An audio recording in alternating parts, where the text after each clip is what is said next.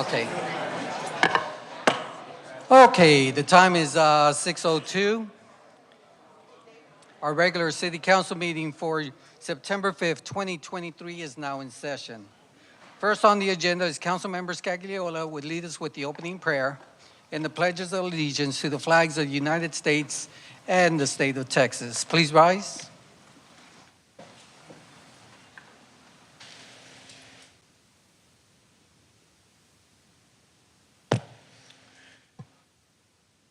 Dear Lord, Heavenly Father, we ask your blessing on those who gather in your name.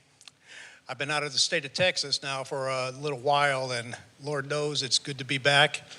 It's a little heated here, but there's a reason that God blessed Texas. Amen.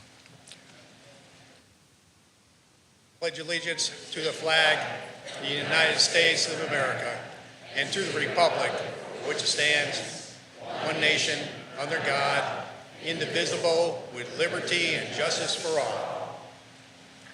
Honor the Texas flag. I pledge allegiance to thee, Texas, one state under God, one and indivisible.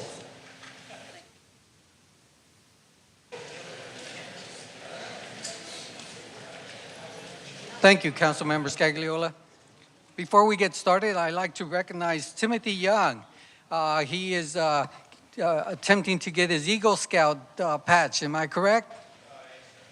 Well, welcome to our meeting. You picked a great one. Look, we have a lot of people here in attendance. Welcome to our meeting. All right. First on the agenda is the appointment of the Mayor Pro Tem. No, any discussion or deliberation regarding the confirmation and election to the appointment of the Mayor Pro Tem. The Mayor Pro Tem is a member of the City Council, and they perform the duties of mayor when the mayor is incapacitated or absent. The Mayor Pro Tem is elected by the majority of votes from the council among its own membership. The Mayor Pro Tem retains the right to vote on all matters before council while performing his or her duties as mayor. The Mayor Pro Tem's term is 6 months. And I'd like to thank Mayor Pro Tem Brown for performing those duties between the month of February and August 2023. And based on our procedures, the appointment of the next Mayor Pro Tem is Councilmember Michelle Watson. She will perform the duties between September 2023 and February 2024. Council, floor is open for discussion. Is there a motion to approve Councilmember Watson as the Mayor Pro Tem? So moved. Do I have a second? Second. I have a motion made by Councilmember Dahlin and second by Councilmember Whitaker. Okay, Council, go ahead and cast your vote.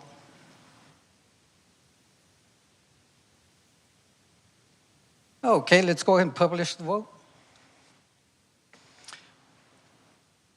Vote is 7-0, 7 yeas, no objection. Motion passes. Congratulations, Mayor Pro Tem Watson. And we'll go ahead and administer the oath of office.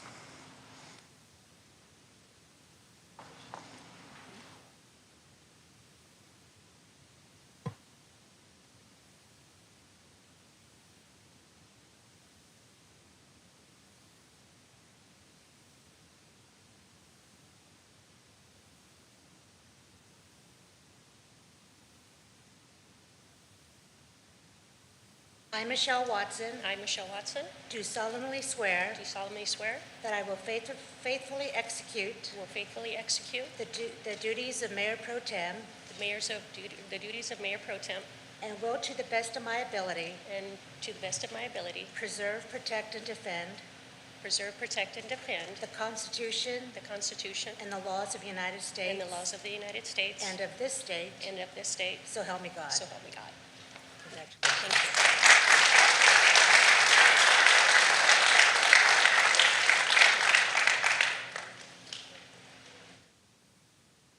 Congratulations, Mayor Pro Tem Watson. All right, next we have a proclamation, the National Preparedness Month. No, we'll go ahead and move on. Employee introductions. First is the Civic Center.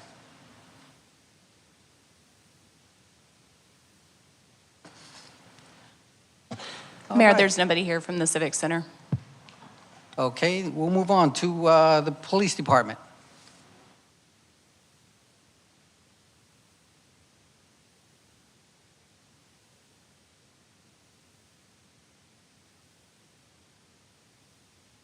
No? All right, we'll move on to the EMS. He's here. He's here, all right.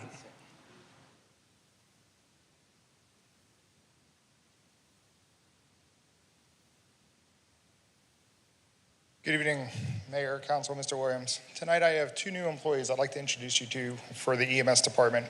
First up, I have Kirsten Seiler. She started with the city on June 19th of this year. She grew up in the Converse area before moving out to the Bryan College Station area. She worked out there for about 4 years, since 2019 in EMS, and that's where she also attended Bling College to get her EMS certifications. So Kirsten is very family-oriented, loves to read and travel in her free time. So join me in welcoming Kirsten to the department.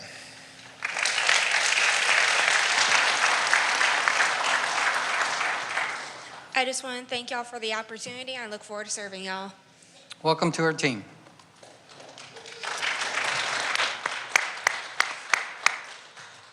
Next up tonight, I have William Waller.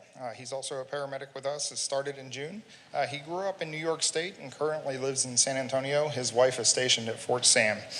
William attended Corning Community College and the University of Buffalo to obtain his EMS certifications. He's now been in EMS for 17 years, 14 of those he served as a paramedic. He's married with 3 kids. He enjoys spending time with his family and being outdoors. So welcome, William.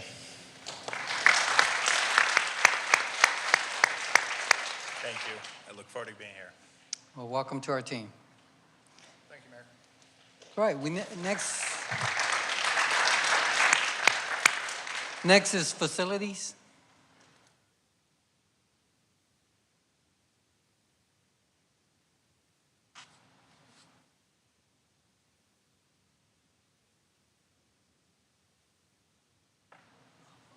All right, first I'd like to introduce Lauren Vargas. She has been hired as our plumber apprentice. Lauren has 9 years of experience working in the plumbing field. She is a mother of two, and in her free time she enjoys baking. Anything you want to say? Thank you for the opportunity.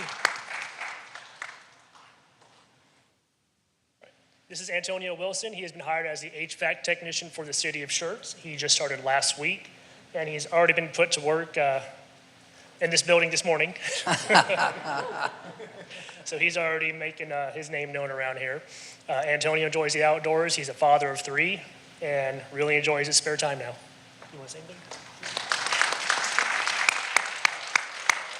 I just want to say thank you for the privilege. I think it's an honor and a privilege to serve an amazing city and an amazing staff and group of people. So I'm excited and hoping for a productive future. Well, welcome to our team.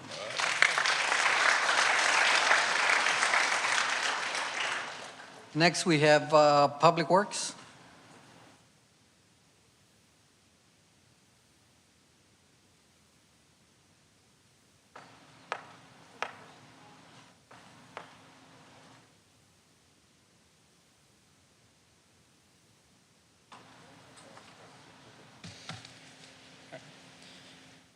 So first of all, from our water wastewater division, we got 2 new folks, Richard, spouse Jay, and they got a couple cats. And then favorite holiday is Thanksgiving because of the food. Dream vacation, Japan. Yeah. Hopefully one day. And favorite way to relax is cooking and ale tasting. I'm excited to be here this evening and put names to the faces for everybody, and I hope the same to you. And I'm excited to serve this community how I can. Welcome.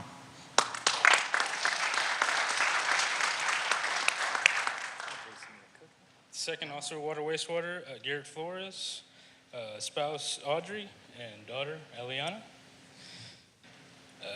Favorite part about the job so far is the people.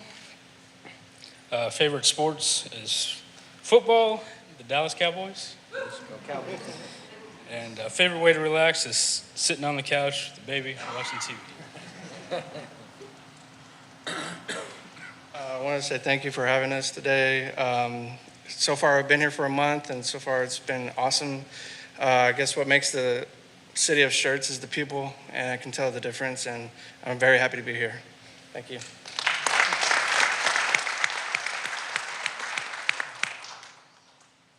All right, and two more from Streets Division. We have David Arce. So,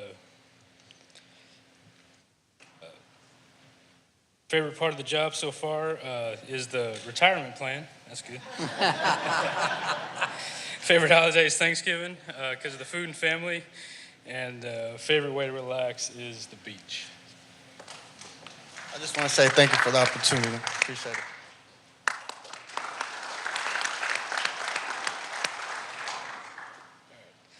And then we have Coney Luna. He lives with his folks and brother and a German Shepherd. What's the German Shepherd's name? Luna? All right. Favorite part of the job so far is the folks and just being out there and learning the job. Favorite holiday is Thanksgiving, also because of food and family. And then dream vacation is Punta Cana. I just want to say thank you for the opportunity, and I'm glad I'm working for Schertz. Well, welcome to our team, gentlemen.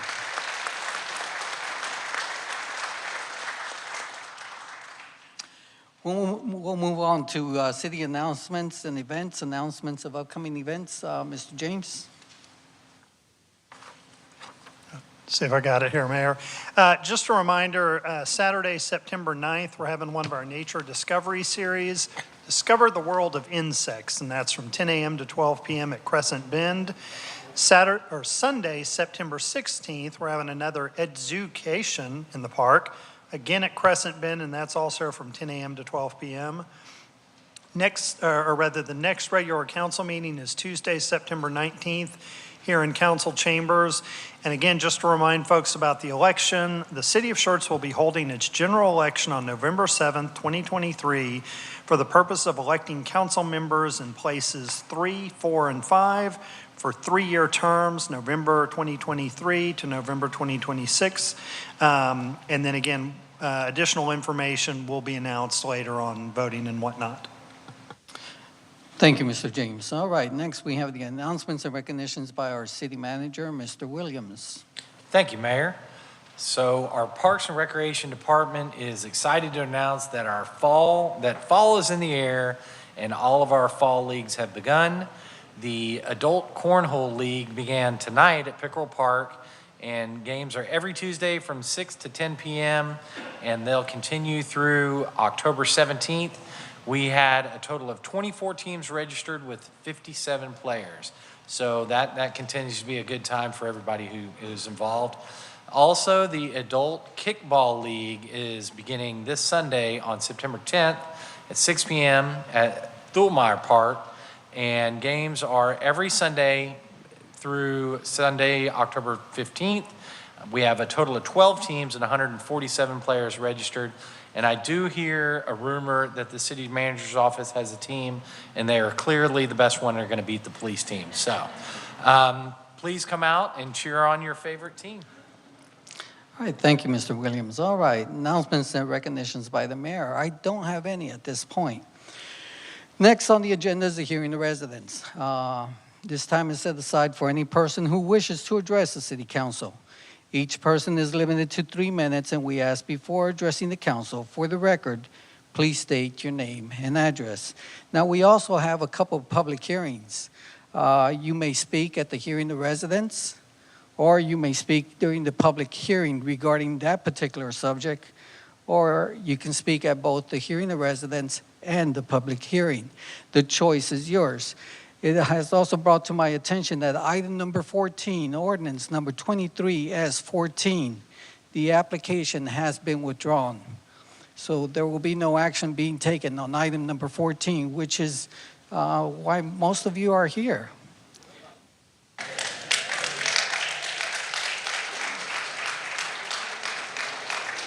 So it is entirely your choice. If you still want to speak during the hearing of residents, you may do so. But that application has been withdrawn. All right. Councilmember Brown, if you can please call our first speaker. First, to be heard, A.B. Milat. Did I say that correctly? M-I-L-A-T, Milat?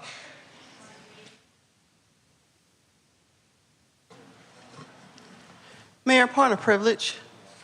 Yes. I've read that email, and due to the nature of what's in that email, I don't think that it goes in line with the hearing of the residents and the code, so I would ask that we do not read that email. Okay. There's been an objection to the reading of this email. Council, the objection has been made. So if you please vote yes if you want to hear the email, or no if you don't want to hear it. There is no discussion regarding this point. So please cast your vote. Mayor, may we tell them what it is? Yes. Could you just read the subject line on that? She didn't put a subject. She's a City of Schertz City Council meeting, but it is in reference to Medor. Medor, okay. All right, Council. If you can cast your votes.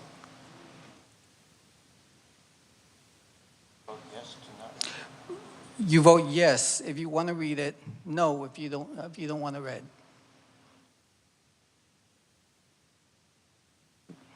One more vote. Okay. You can go ahead and publish the vote. There's been 5 votes to go ahead and read the contents of this email and 2 objections. So, Ms. Kearney? This email is from A.B. Malat. She is at 1806 Pomar Way in Walnut Creek, California. Ms. Malat's statement is as follows. Under scrutiny, an 8-year-old German Shepherd, no matter Mercatier's emphatic insistence on Medor's extraordinary sniffing ability, begs the question, is this dog being waved through by a non-neutral city-funded veterinarian to save the increasingly expensive face of Chief Lowry? Lowry's irresponsibility in knowingly retaining a senior dog out of what can only logically conclude to be spite is costing the city a younger dog and new handler more suited to the increasingly complex criminal drug problem. Medor's old and needs to go. Retiring an 8-year-old canine is not excessive, but common at an age where costly mistakes like treat-motivated alerts, false positive reads to please a handler, etc., become prevalent. Is Schertz prepared if a defendant comes forward wanting aggressive discovery on this canine's reliability? Playing that game with public money just to please a police chief is incredible, somewhere in the realm of Medor magically age-reversing. Is the Schertz war on drugs on hold until Medor takes his pain meds and Lowry is over being offended by an old employee's transfer?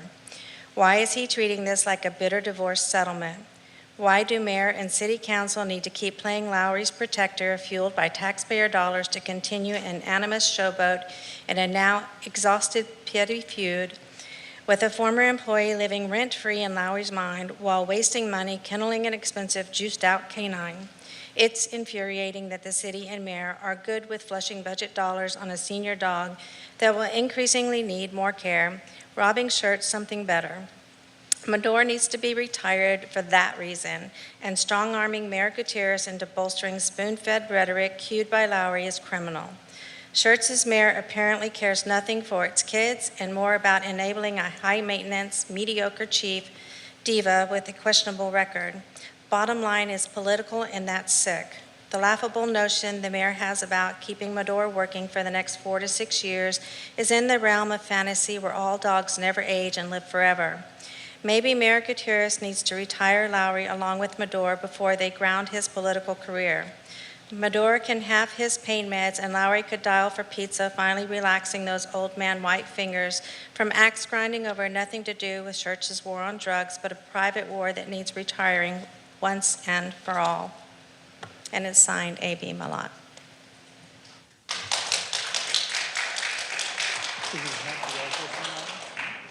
Ms. Kearney, did you have the address on that one? Did you read the address on it? Yeah. You did? Okay.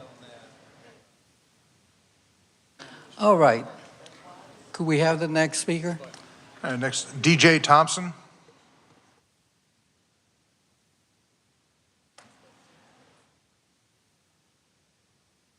3325 Charleston Lane, DJ Thompson. I just like to say hello to all of my neighbors. Hi, neighbors. God bless you. DJ, if you can please speak to the mic because Oh, they won't be yes. able to I hear was just trying to face Okay. them as I was saying hello to all of my neighbors and to the city council and so many familiar faces, some new faces that I'm just meeting and getting to know about.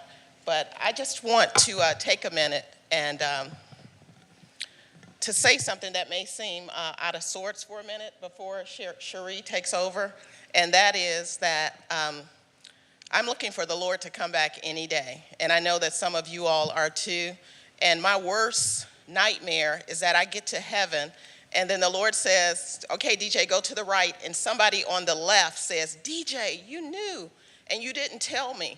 That would be my worst nightmare. And so I just want to appeal to everyone to get right with God and do it now. And that's pretty much it on that.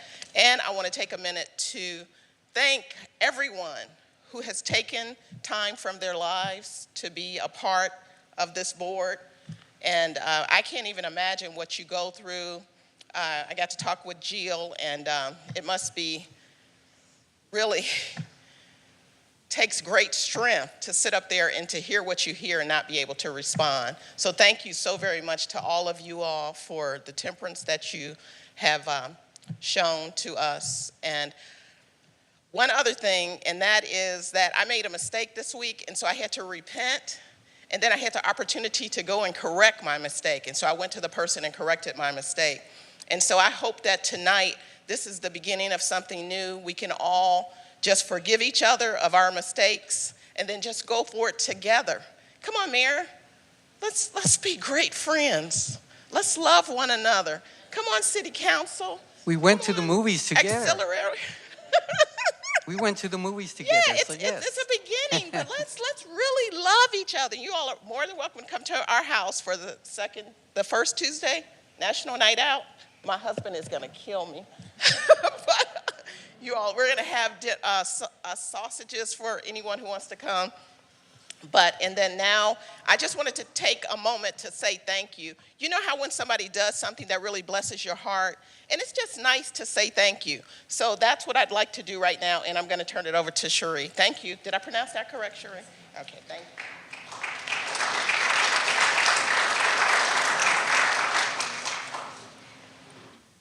Ms. Thompson has provided this petition. It says, "We, the citizens of Northcliffe and surround..."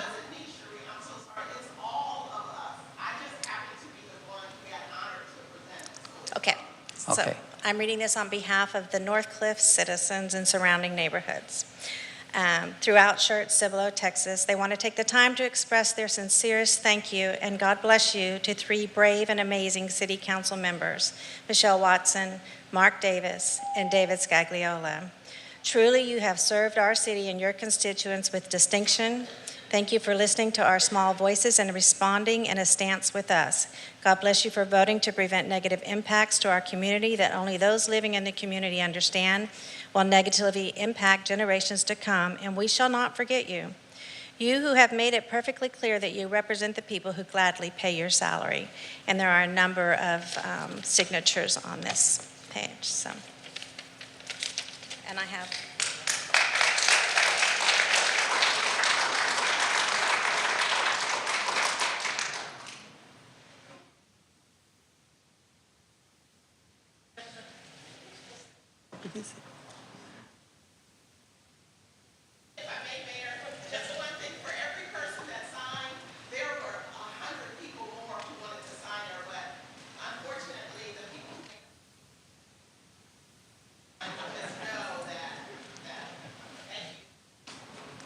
Next, Maggie Titterington.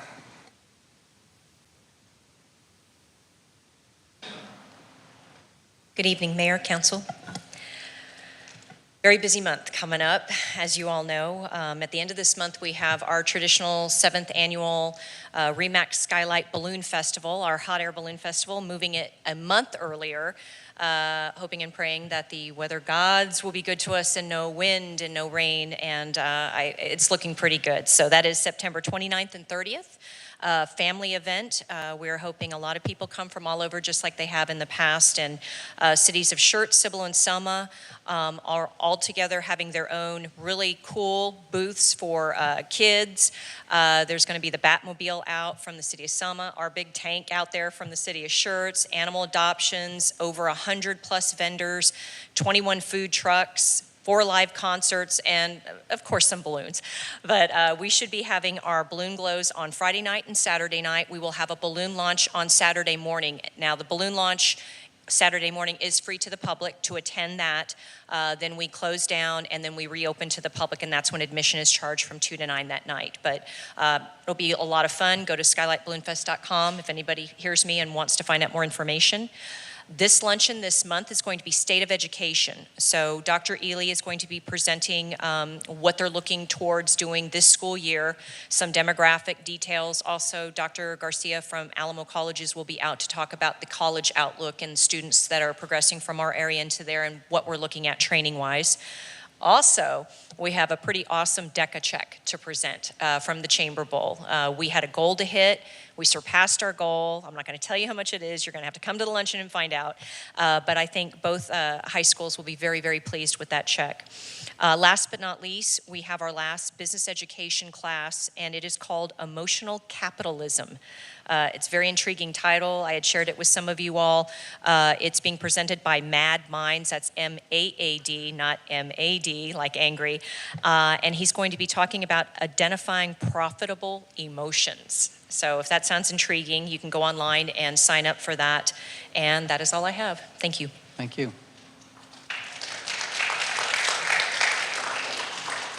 Next is James Huff.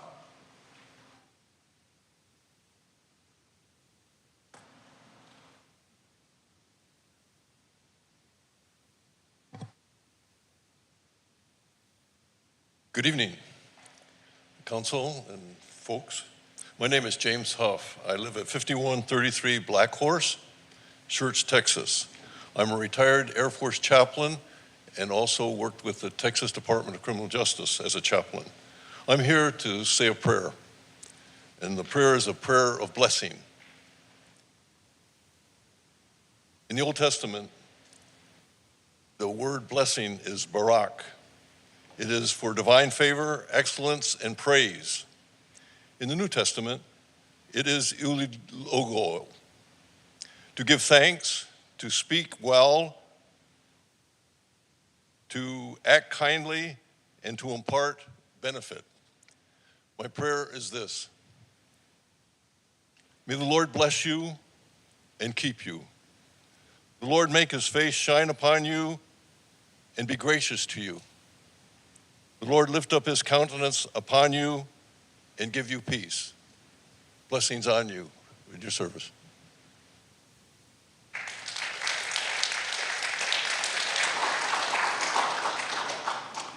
Next up, Tyrone Taylor.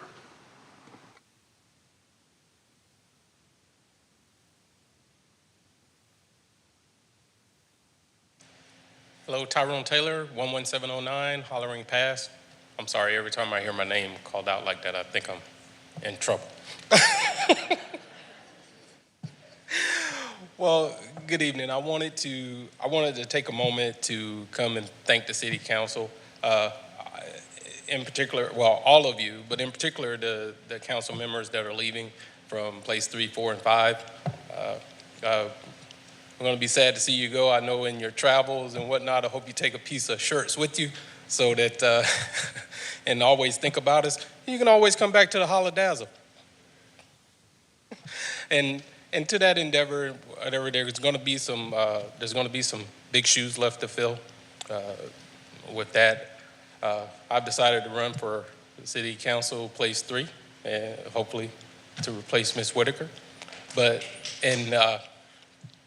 not stumping for that. But truly the reason for me coming here today is to give my thanks. Just as we all heard earlier, sometimes I know that it's been said in the past that if you think you're all that in a bag of chips, just run for a public office. Somebody will let you know, right? So thank you all very much for what it is that you do every day. Again, on the next chapter of your lives as you leave. We wish you the best, and always keep thinking of Schertz. Thank you.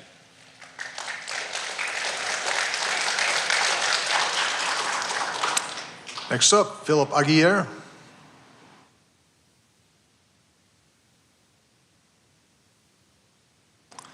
Maggie Eigel.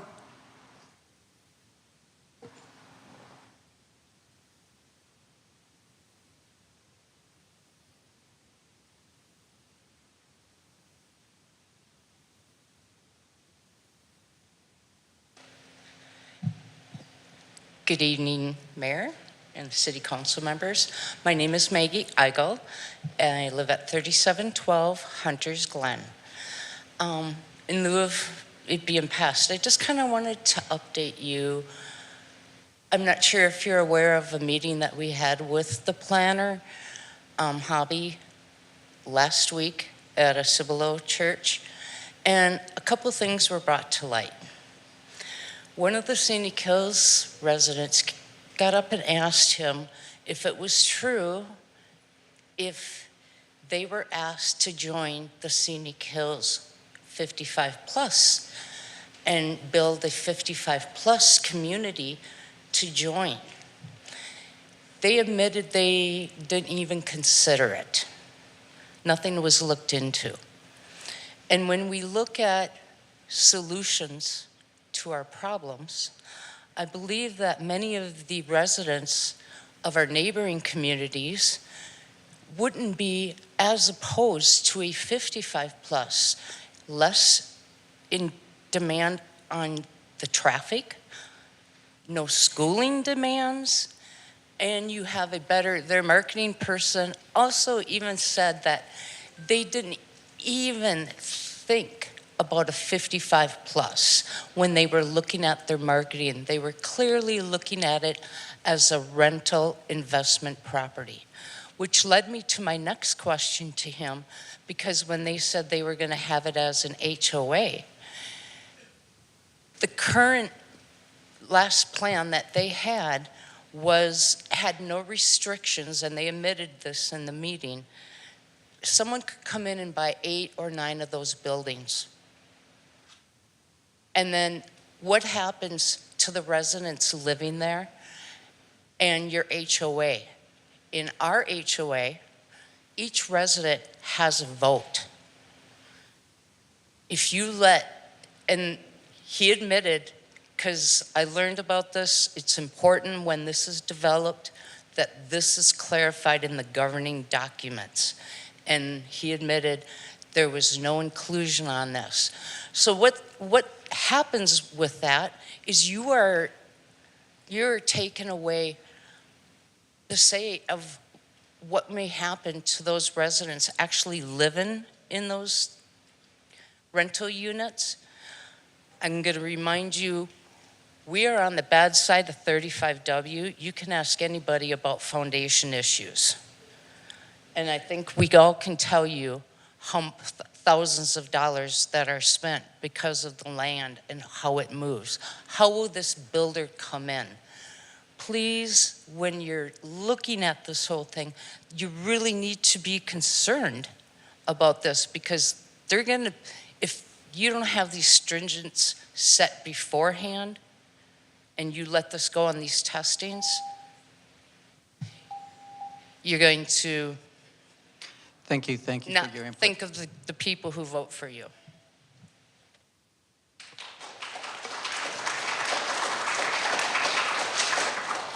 Reed Carr.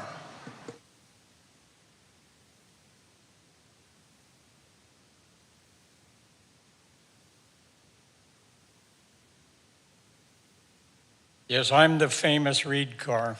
I live at 3509 Columbia Drive in North Cliff. I am so pleased that they have withdrawn that thing, and I ask you, if they, for some reason, try to revive it, you just simply say no. It was not in our best interest, and would not be in the city's best interest, even though you might get some revenue out of it from taxpayers. Thank you very much.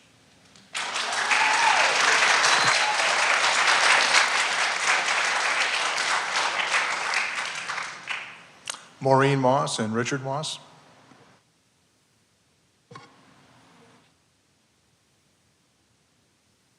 Mr. Moss, I believe you're going to take 6 minutes. Hopefully I'll be faster than that. You All already right, helped then. a lot of us with that first thing. Richard Moss, 3434 Wimbledon Drive. Basically, I would like to talk about the whole PDD process and how rancorous the whole thing has been from the get-go with this. I've been at this now for a year. I've learned a tremendous amount.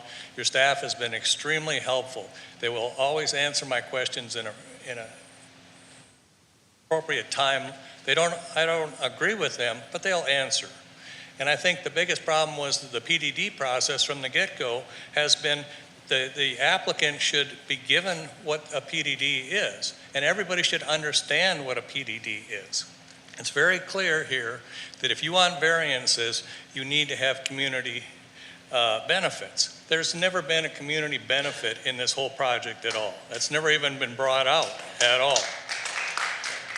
And basically, this has been created a tremendous amount of bad feelings for everybody, and it should have been stopped by the staff. It should never have gotten out of staff. I have no idea why this ever got out of staff at all. And I do intend to follow up with the city staff on making sure that the PDD is followed, or it's up to you. You can change it at any time. That's up to you. If you don't like the process, but you need to follow what you have here.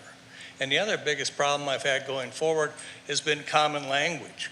The word should, and every one of you I've emailed, I've given to everybody, and nobody will actually define the word should. The city manager is supposed to define that, but he refuses to do that. All these things are in the UDC, and it should be removed if you're not going to follow it. And a lot of these things have also said shall, which is a must. Shall is a must. And then that hasn't been followed either, and nobody seems to care. I'm trying to find that person that cares someplace. And that's the PDD process needs to be revised, and it should be in the common language.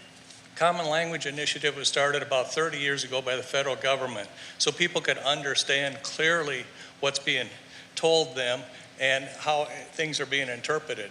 There's no reason that the UDC, if you're going to use the word should, does not define that very clearly, or take it out. And then I think that's caused a lot of the problems for a lot of people here, is the whole idea of not following your rules.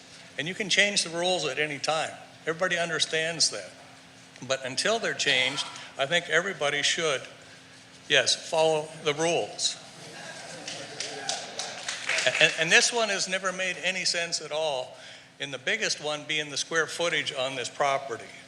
The whole idea that you're supposed to have 9,000 square feet and it was down to 5,500, how in the world did that ever get out of the staff? That should never have ever come out. They could have put 9,000 square feet if they had just a little bit of ingenuity like the PDD talks about having. Ingenuity, innovative. They could have put a single road down with cul-de-sacs on both sides. They could have had 9,000 square foot duplexes if they wanted them, but they did not want them because of the number of units.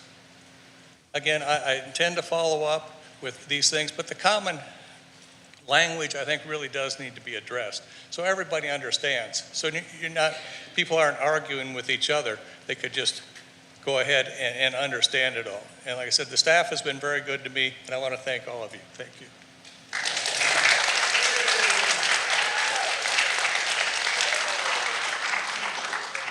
Julie Gerseth.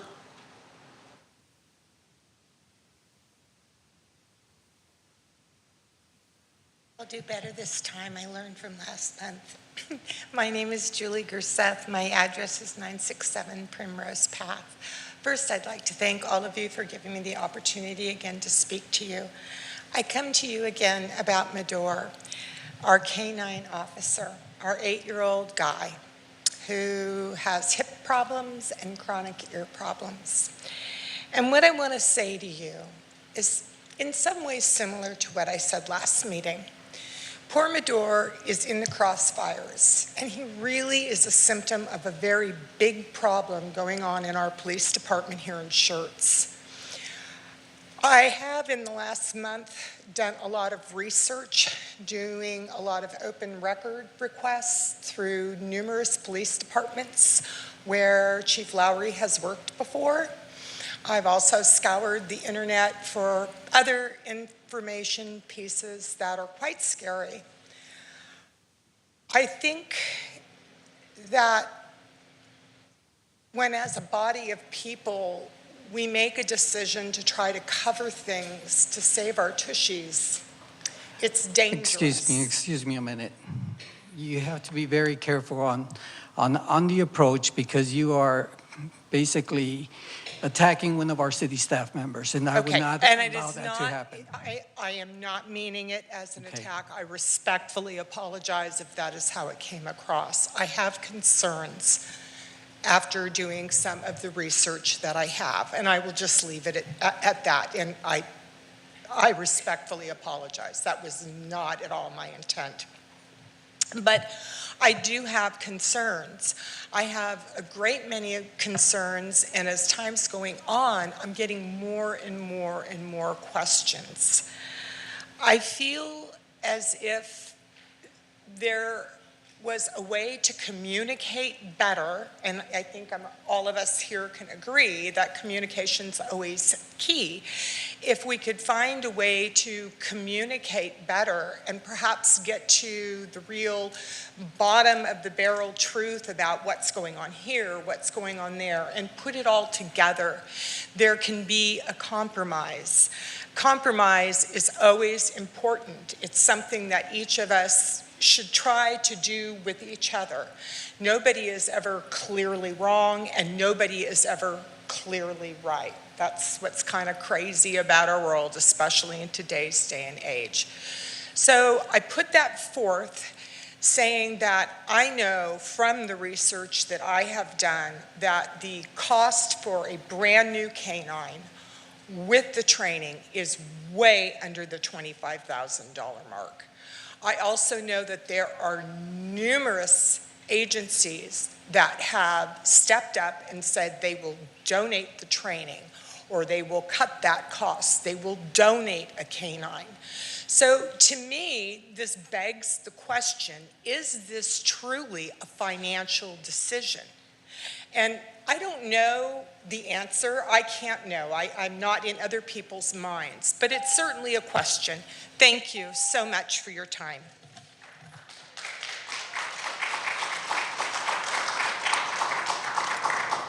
Jonathan Marquez.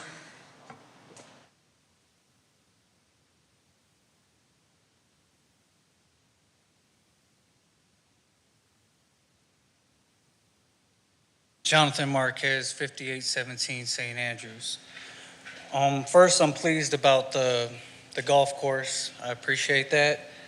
Second is, since I was here, I have this island that the city says it's not theirs. There's no homeowners association, so I've basically been taking care of this island for like 8 years. I work 12 hours a day, sometimes 6 days a week. It's not fair for me to always have to cut that island. It's all fun and games until I put a shed on that island or something and make the neighbors mad. I really would like to get that added to the Country Boulevard cutting. It's just taking a toll. And then lastly, that dog gots to go.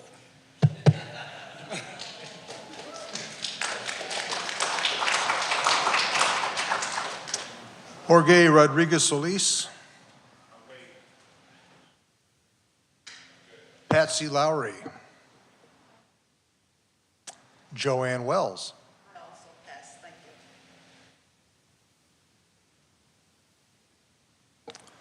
Waynette Dolan.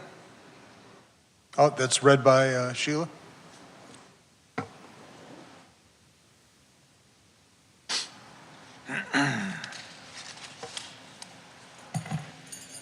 Good evening, Council. I'll actually read three statements from folks who sent it in and asked to be read for the record.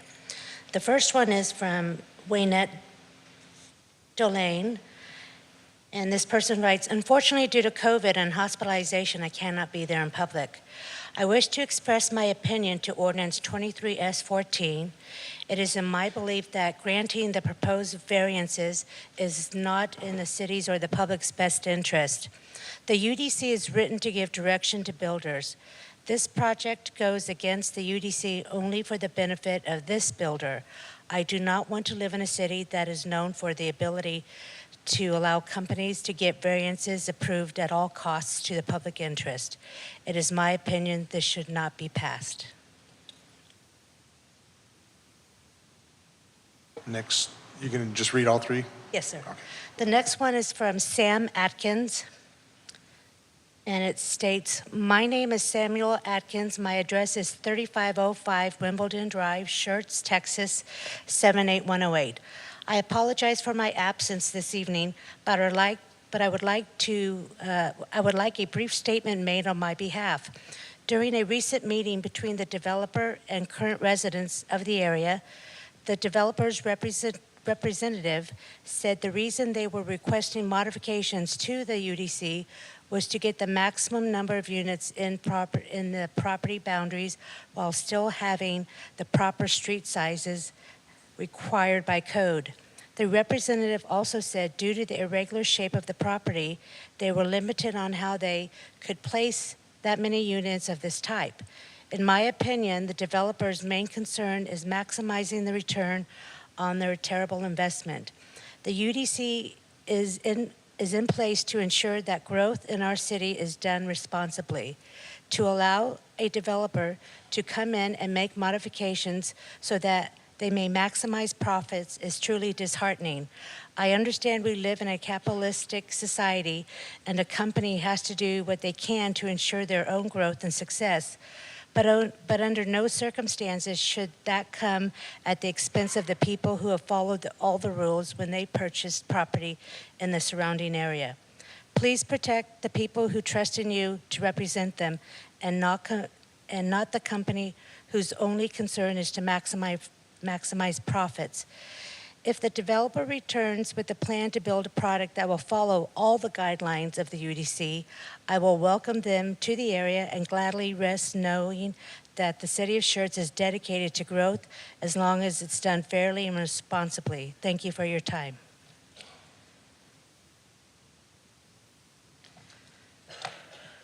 All right, and the last one is from Ms. Jan Baldwin. "My name is Jan Baldwin. I live at 3401 Columbia Drive, Schertz, Texas. I cannot be here tonight due to COVID, but I wanted to address not only the applicant seeking the rezoning of the 25 acres in North Cliff, but to address zoning changes and variances given to the UDC by Schertz in general. Let us answer some questions in regard to the UDC. The United Development Code is adopted to promote, improve, and provide the public health, safety, and general welfare of the citizens of the city of Schertz. In what way does it protect, promote, and improve the public safety, general welfare of the area known as North Cliff, surrounding the 25 acres representing requesting rezoning, or the city for that matter? Increased traffic and dense population does not do that. When we began all of this last year, the city was looking for an area that former residents could return to, purchase housing in order to become valuable citizens in the city they grew up. Does this rezoning do this? No. In what way does this rezoning ensure the safe and orderly and efficient development of the city as stated in the UDC if no studies have been conducted as to traffic, water, runoff, and emergency services the changing of this zoning would require? Does this change conserve, develop, and protect the natural resources in keeping with the public interest?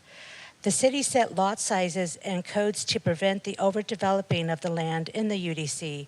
Why are variances just handed out? We need to keep the UDC to prevent the overcrowding of the city. Does the approval prevent the overcrowding of this land and avoid undue concentration or diffusion of the population? No, it does not. In fact, it does the opposite. Does this protect and conserve the value of the land throughout the city and the value of the buildings and improvements upon the land and minimize the conflicts among the uses of the land and buildings? In a way, does granting this rezoning provide open space, and does it provide convenient, safe, and efficient vehicular and pedestrian traffic? These are also stated in the UDC, but the answer to these questions are definitely not. Then why are we considering these changes if they do not follow the UDC? Why have a UDC if it's not followed? In addition, some questions the council should be considered prior to the granting the variances and rezoning. Is the variance and rezoning contrary to the citizens' public interest? In this rezoning case tonight, it is most definitely is.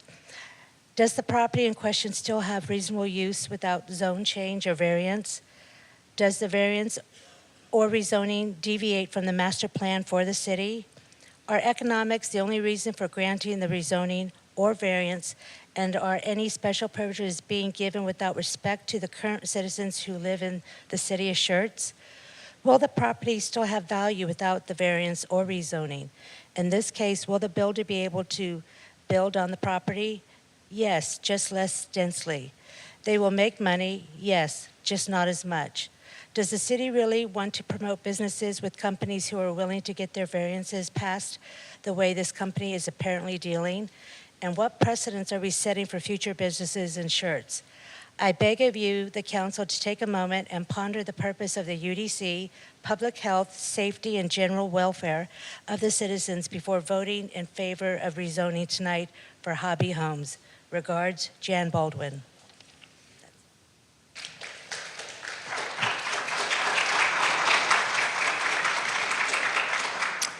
Paul Kinzier.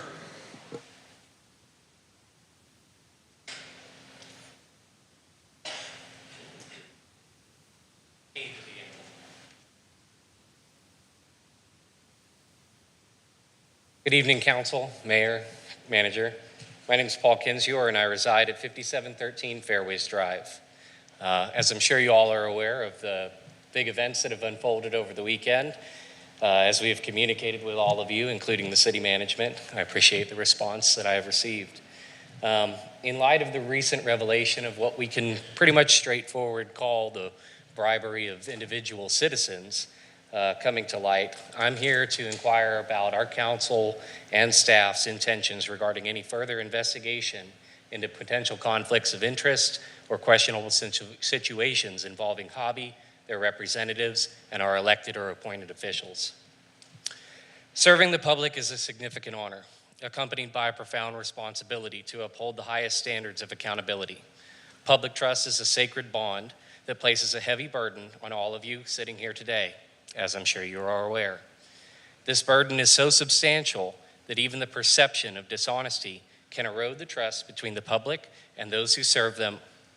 In a situation like this, where all of the elements for misconduct are present, it is crucial to pay attention to even the smallest alleged improprieties. This is necessary to maintain the public's trust in the council and their faith in our democratic processes. I stand before you as an optimist who holds the office each of you occupy in high esteem, much like many of the other citizens in our community. As someone aspiring to serve our community in the same capacity, I am eager to know that our council values integrity, honor, and truth above all else and before all else. I implore you all to do the right thing by thoroughly investigating and seeking the truth, being transparent and forthright with our community, demonstrate that fairness and justice always prevail. Please do not tarnish the office we hold in such high regard and dismiss the concerns of those that grant you the authority that you hold. Most of the individuals in this room, including myself, have either taken an oath or served or were raised by those who served and understand the significance of unwavering integrity. We all have our own moral and ethical principles that we adhere to. I myself was raised by an Aggie, by military members, and I've had the privilege of spending some time on the A&M campus. I'll share with you guys the honor code that's been instilled in me, which serves as a reminder of the principles that we all subscribe to. An Aggie does not lie, cheat, nor steal, nor do they tolerate those who do. Council members, I urge you to not tolerate those who would deceive our community, undermine our democratic processes, or attempt to exploit the benefits of our community. Please investigate this matter.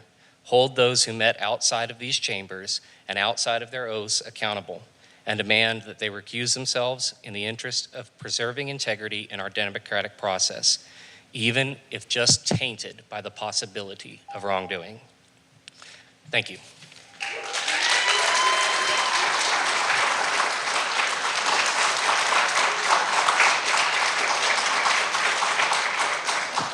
Michelle Swisher.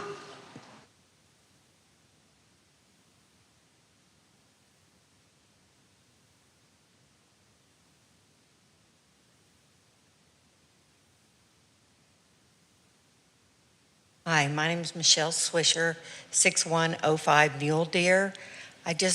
In light of the things that have happened this evening, I just want to thank everybody, and hopefully the next time this developer or another developer comes in, that the UDC will be followed completely. Many of the things that were on this application were about 1/3 of what the UDC asked for. And the developer was asking you to change it, and many of you thought it was okay. I think we should all have to follow what Schertz has in place. One thing that I did hear from the planning and zoning that many people didn't mention when the developer came is that it says that you have to have 75 acres for a gated community. And I did hear that in the planning and zoning meeting, but I didn't ever hear anyone in here question that. It also says that they have to have a masonry fence or a wrought iron fence enclosing those 75 acres. This developer only had 25 acres. That's only 1/3 of what's in the UDC. So if this does come again, which we know that something's coming, we don't know what it is, but I just hope that you'll follow the UDC and realize that we're a single-family community and we all love our area. But thank you all for being here. And for those of you that felt like we were fighting for the right thing, I appreciate it. Thank you.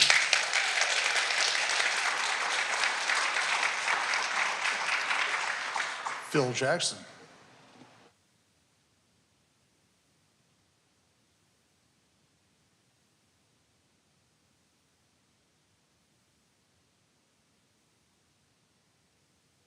Good evening. I'm reading this on behalf of my wife. She's one of the many struck with COVID, stuck at home, can't come. But we've put many hours fighting this battle, and I wanted to make sure that her voice was heard. So this is her. Wow, it's been a long road.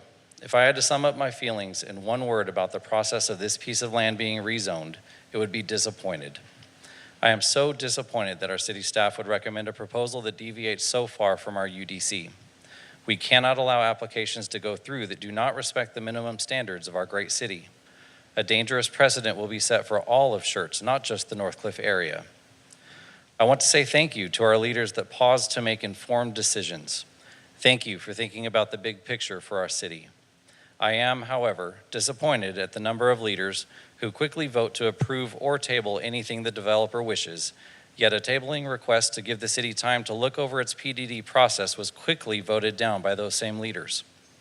I am disappointed that the city's process of counting homeowners' votes is flawed, which led to several homeowners' voices being disregarded at the first reading of the duplex proposal. Those disregarded voices, had they been counted, would have triggered the supermajority at that time. The application would have been denied if the supermajority had been in play, and we wouldn't even be here this evening. But the biggest disappointment of all is learning that the developer's representative went door to door offering services to residents in exchange for them rescinding their opposition vote. All of this in an effort to eliminate the supermajority. While we might be on opposite sides of the equation, I thought that everyone was behaving with honesty and integrity. At the end of the day, even if we disagree, I can respect you if you've conducted yourself in such a way. But this unethical behavior, how is it okay? The answer is, it's not. Maybe it's illegal. It's unethical at best. What does this say about our city if this type of behavior is allowed? I'm asking the city to do a formal, impartial, and fair investigation into any meetings the developer has had with our city leaders. If the developer is willing to go door to door to residents' homes making offers, we have to make sure the leaders of our great city haven't been made offers as well. Our city of Schertz needs to do better. It needs to always operate on the principle of integrity. The missteps and shady actions that have transpired do not reflect this simple principle. I'm asking our city's leaders to follow one of their own core values tonight. I'm asking them to do the right thing. But I'm not just asking them to do the right thing. I'm asking them to do the right thing even when no one is watching. Thank you. Mr. Jackson, Mr. Jackson. The address, did you get Mr. Jackson's address? Yeah. You did? He didn't mention the address. Okay, thank you. Carol Davis.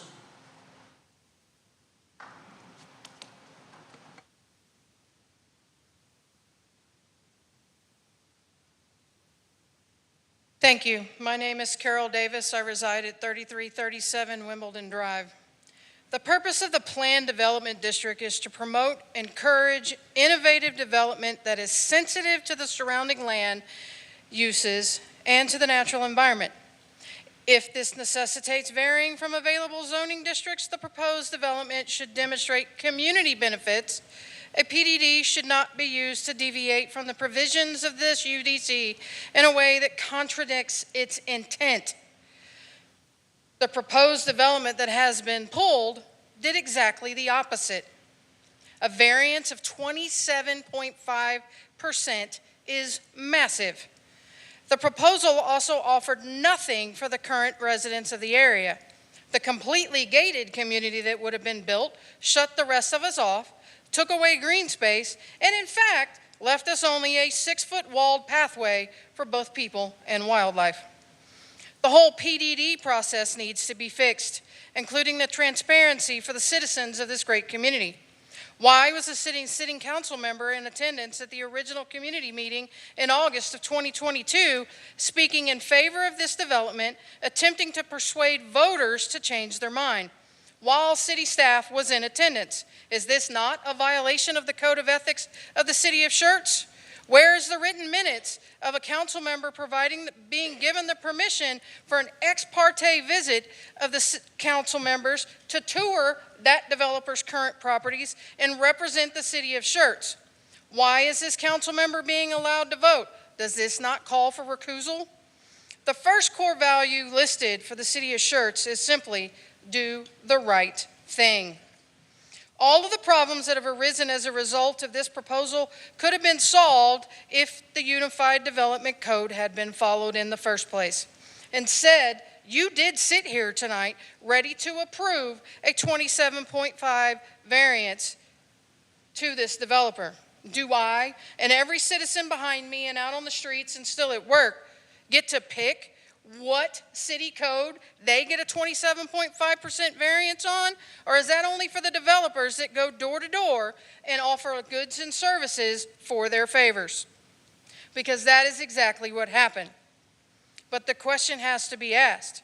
If they bribed citizens, who else did they bribe? Will you do the right thing? Will you admit that the process needs to be fixed and the citizens made fully aware of the entire process? I am just a public poor educator getting by paycheck to paycheck, so I don't have the funds to bribe anybody. What I do have is a voice of honesty and honor, representative of the people that I gladly call my friends and neighbors. I know I speak with blunt honesty. I consider these matters to be nothing less than a question of freedom. It is only in hard questions that the truth Thank you, Ms. Davis. can be found. Thank you, Ms. Davis.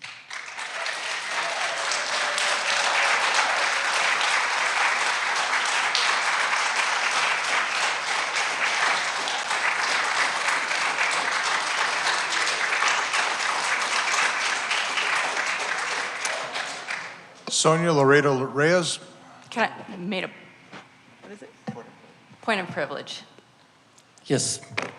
I just want to, we're not to have discussion, I understand that, on the comments from the residents. I just wanted a specific factual information. As council members, we are allowed to investigate items on the agenda and get information. So if a council member without a quorum did an investigation, it's our duty to do so, so we have the correct information. So I just wanted to clarify that. I feel like that was... That's point well taken. You know, we are provided with so many different issues. And some council members take it upon themselves to go out there and see what they're talking about, to make that right decision. And then you come here and you question whether or not that person was inappropriate in doing their research. That is our job too, is to come out and find out exactly what is being proposed. Whether it's a development or whatever the situation is, we do that to make sure that we're making that right decision. Our decisions are not easy. And if we take the time to go out there and look and see and examine what we're talking about. I went out there to the golf course. You invited us out there to the golf course. And then you question whether or not we have the right to be there. This is what I'm talking about, is that if these council members went out there to look at the property, it should not be in question. Mayor, let's move on, please. Okay, we'll move on then. All right, let's go ahead and call the next one. Oh, I'm sorry. Sonia.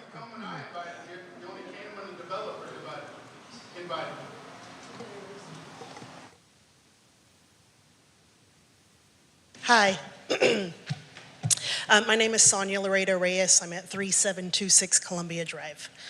I wanted to share my recent experience with Mr. Benson, who's the hobby developer's attorney. But before I go there, I want to give you some details about what I do professionally. So I'm in the healthcare industry. I've been in healthcare compliance for about 15 years.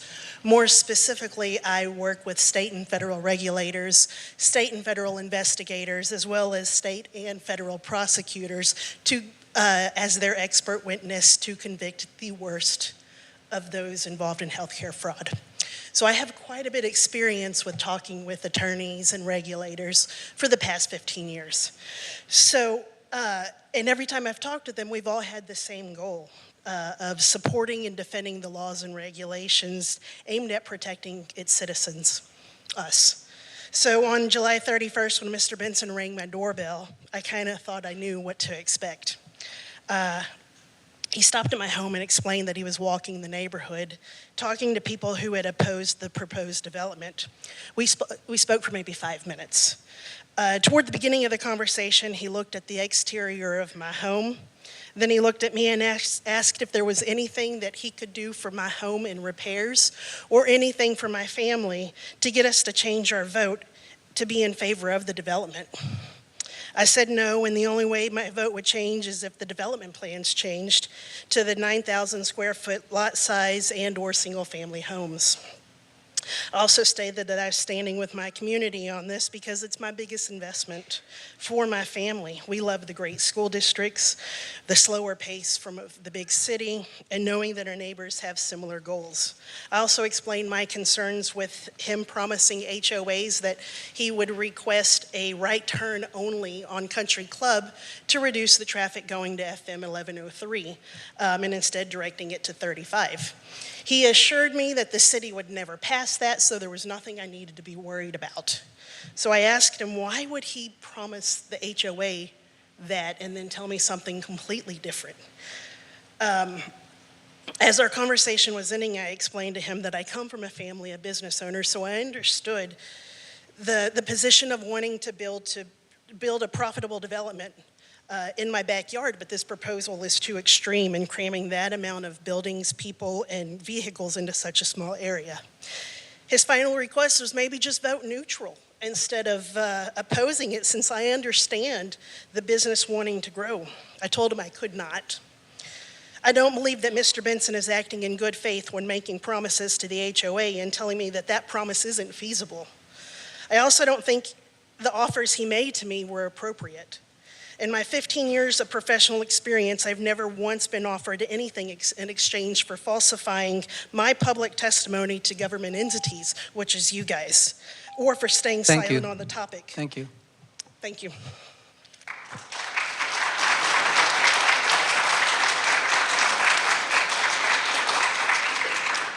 Ronald Mercado.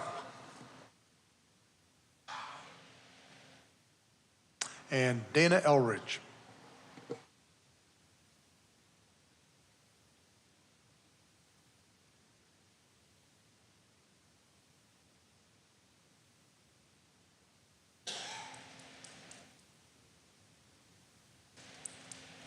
Hi, my name is Dana Eldridge. I live at 2628 Gallant Fox Drive, Schertz, Texas, 78108. Mador, he's an asset of this city. Just like one of the police cars is an asset of this city, you can't give it away if somebody moves. He is a proven asset to this city and should stay here. The chief should be applauded for standing his ground. Someone talked about communication. It's a two-way street. If I talk, you listen, and I listen to what you have to say so we understand that we're saying the same thing. I got a little upset back there. I have to calm myself down. You guys were accused of bribery. Did you know that?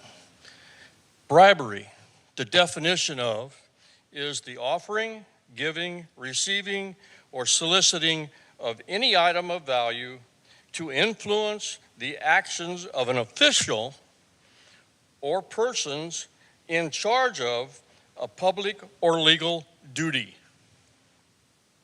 That means you guys, you've just been accused of being bribed. I'd be real upset if I were you. Did any of you take money? That's what they're accusing you of. When I was given an assignment, either in the post office or in the military, and I was detailed to go do something, find out about it for the boss, if I didn't go do some background work, some checking on it, finding out what the people were programming or what they were doing, and I came back and gave them a briefing, I'd get ripped real good. So doing your job, doing background work is what you're supposed to do up here. That's what your staff gives you, and then you go do it too. So telling me that going out and getting background information is not right, somebody's not doing their homework.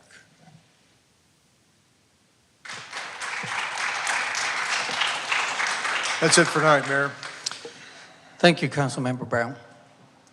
As you can tell, I lost my composure. Because Mr. Aldridge is right. You question our character. That's why. Anyway, we'll move on.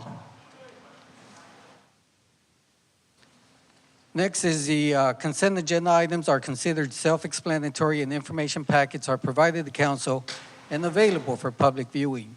These items require no separate discussion unless requested by council. Item number 1, minutes. Item number 2, appointments, reappointments, resignations, city boards, commissions, committees, and appointments. Item number 3, resolution number 23R89. Item number 4, resolution number 23R91. Item number 5, resolution number 23R90. Item number 6, resolution number 23R94. Item number 7, resolution number 23R85. Item number 8, resolution number 23R87. Item number 9, ordinance number 23S15. Item number 10, resolution number 23R84. Item number 11, ordinance number 23M17. And item number 12, resolution number 23R83. Council, do any of these need to be removed for separate action? If not, is there a motion to approve consent agenda items 1 through 12? So moved. Second. Second. Motion's been made by Councilmember Haywood and second by Mayor Pro Tem Watson. Okay, any comments? Council, if you can cast your vote.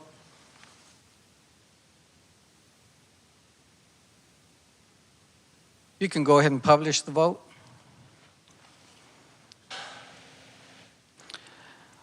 Okay, we have 7 ayes, no objection, motion passes.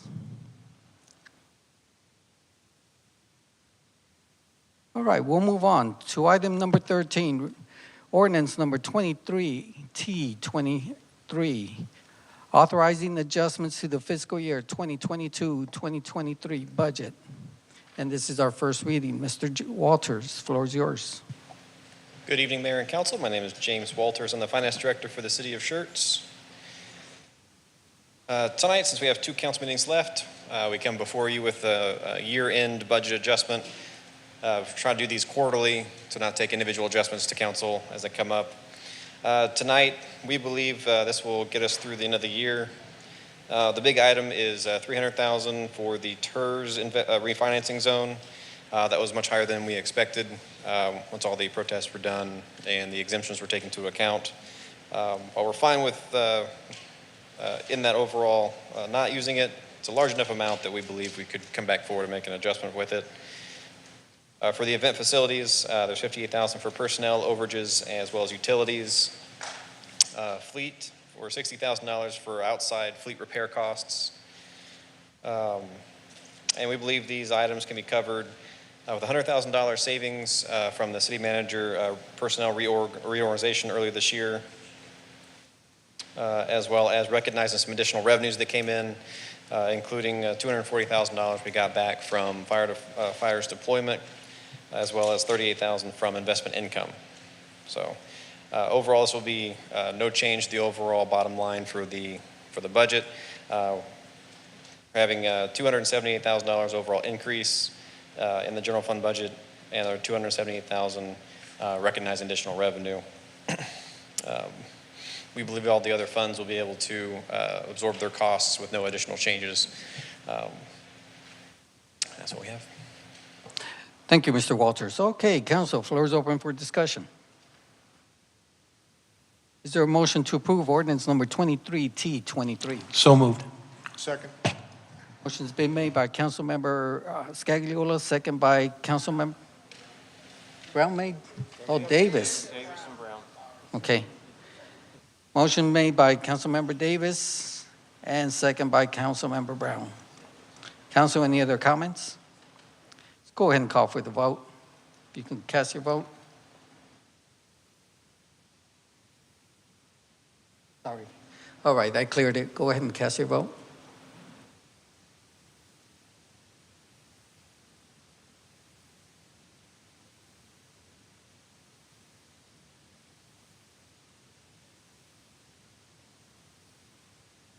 Okay, if you can publish the vote.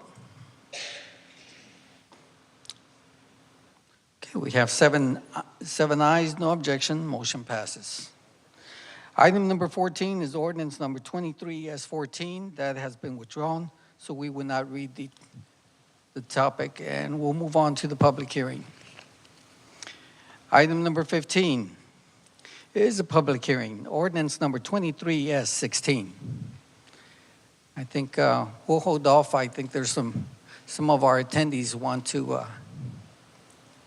let's go ahead and take a 5-minute break here.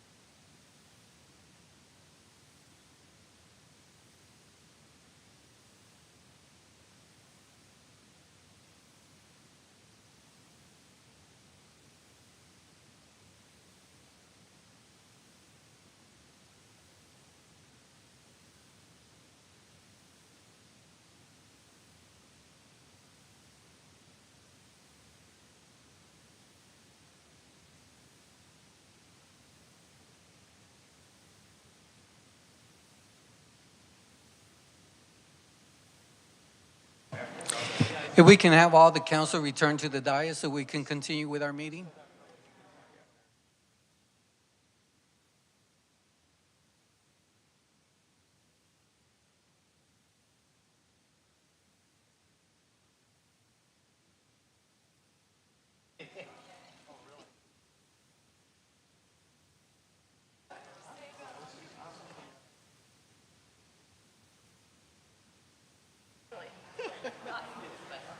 Huh? Better than nothing, right? It works.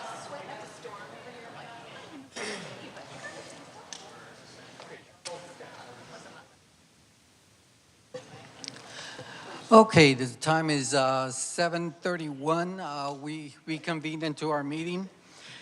Next on our agenda is item number 15. It is a public hearing, ordinance number 23S16. Conduct a public hearing and consideration or action on the request for a special use permit to allow convenience store with gas pumps on approximately 5.5 acres of land, more specifically described as 1008 and 1020 FM 78, Schertz, Texas 78154, also known as Guadalupe County Property Identification Number 67650 and 67552, City of Schertz, Guadalupe County, Texas. First reading. Ms. Delgado, floor is yours. Good evening, Mayor and Council. This is for ordinance number 23S16, a specific use permit to allow a convenience store with gas pumps. Emily Delgado, Planning Manager. So the subject property here is outlined in green. You can see FM 78. There's that subject property. And then just to kind of get your bearings, this is the existing VFW. So it's the property next door. On July 7th, 13 public hearing mailers were sent to the property owners within 200 feet. On August 9th, a public hearing notice was published in the San Antonio Express News. And as of today, we have received 3 responses in favor, 2 opposed, and 1 neutral. So the subject property, again, here outlined in red, it is 2 separate parcels. So there's this parcel here and then the larger tract. They're both currently zoned general business, and you can see the adjacent properties, the VFW, and then the adjacent properties here are also zoned general business. And then we have some manufactured home park as well. So here is the specific use permit exhibit, again, just outlining that property in the 200-foot buffer.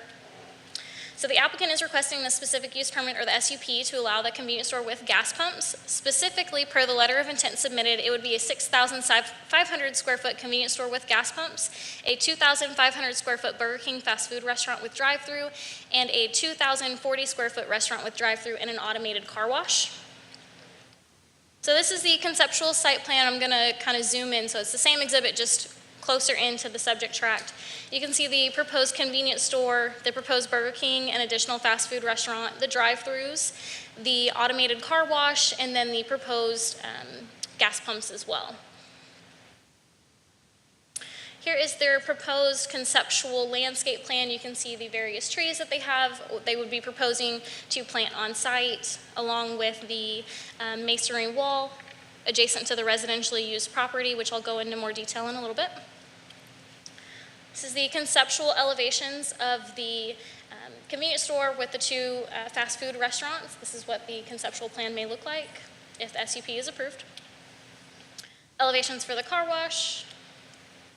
So the comprehensive land use plan identifies the property as both commercial campus and parks open space. Commercial campus is intended for lower intensity commercial and office uses, and then that parks open space is for sensitive areas such as floodplain areas. So the property does have a significant piece that is floodplain designated.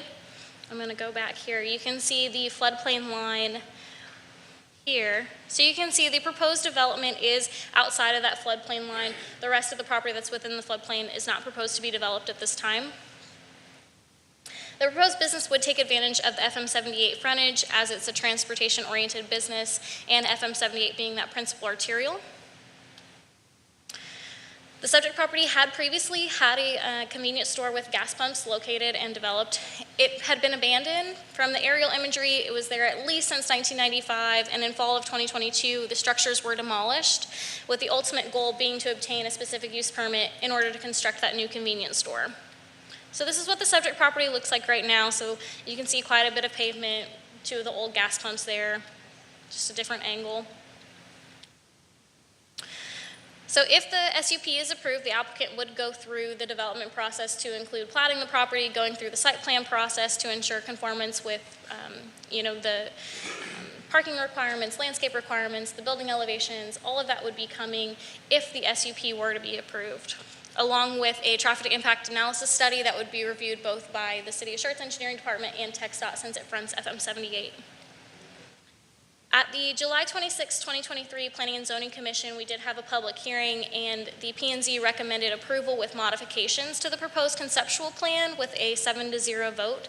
The modifications requested by the P&Z include relocating the dumpster to be further away from the residential property and ensuring the 8-foot tall masonry wall and 20-foot wide landscape buffer are completed adjacent to the residential property, specifically 1028 FM 78. These modifications have been reflected on the updated conceptual plan that was included in the packet and that's included within the ordinance as well. So to kind of go through those, on the conceptual plan, when this item was taken to the Planning and Zoning Commission, the dumpsters were located in this parking row. So this is the residential property that the Planning and Zoning Commission wanted to move those dumpsters away. So they are proposing to move them on the other side of the property. And then additionally, the Planning and Zoning Commission wanted to ensure that the 8-foot tall masonry wall, which is a requirement between commercial properties and residentially used properties, and the 20-foot landscape buffer were shown.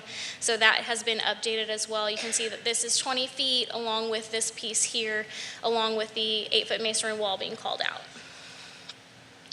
Due to the limited adverse impact on adjacent development, the compatibility between the proposed land use and the comprehensive land use plan, along with the land previously being used for a convenience store with gas pumps, staff recommends approval of the specific use permit to allow convenience store with the following 2 conditions. The first, a building permit is approved within 2 years of the adoption of the SUP ordinance, and that is directly in accordance with Unified Development Code Article 5, Section 21511F. And then the second, the dumpster location and the screening wall shall be provided as per the conceptual site plan, as per that recommendation from the Planning and Zoning Commission. And a representative of the project, Ms. Ashley Fairmont, is here and would like to make a presentation as well. Okay. Ms. Fairmont, would you like to wait until after the public hearing? Maybe you could answer some of their questions? Okay. All right. This item is on the agenda as an open public hearing. If there's anyone in attendance who would like to address the City Council in reference to this subject, please step up to the mic, and you have 3 minutes and provide your name and address.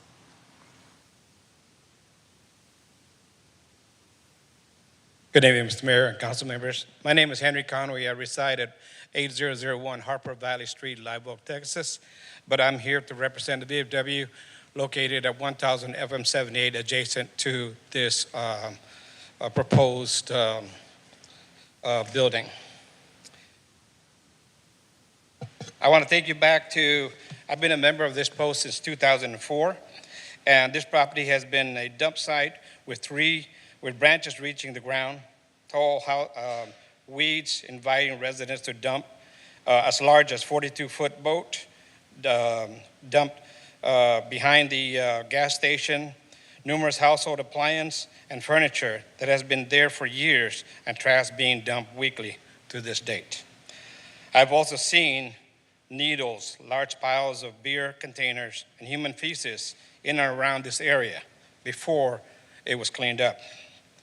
Through the years, VFW members and scouts have been seeing rattlesnakes alongside the junk piled fence lines adjacent to the VFW property as the VFW cuts their grass along with the Boy Scouts.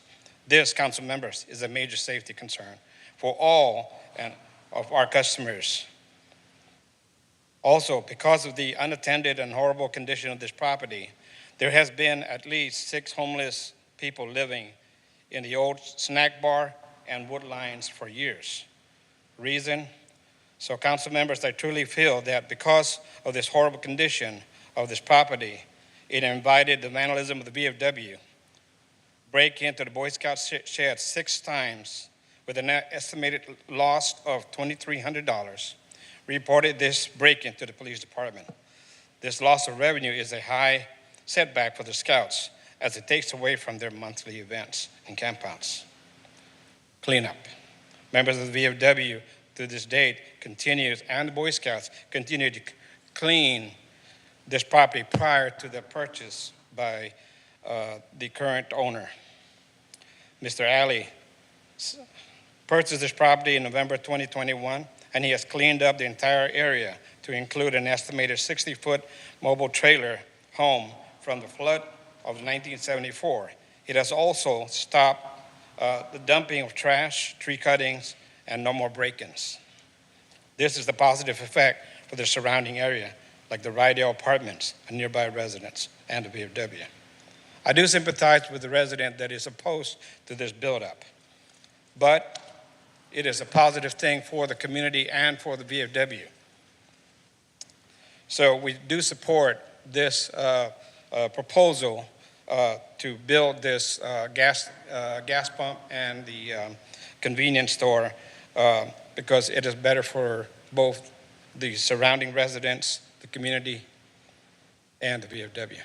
Thank you for your consideration, and I hope you vote in favor of this proposal. Thank you, Mr. Conway. Is there anyone else who'd like to address the City Council? Going once. I have two other members that choose not. Okay. So you're in favor of the, okay, well, thank you. Thank you for joining us here today. All right, anybody else like to address the City Council? Going once, going twice. Public hearing is closed. Ms. Fairmont, floor is yours.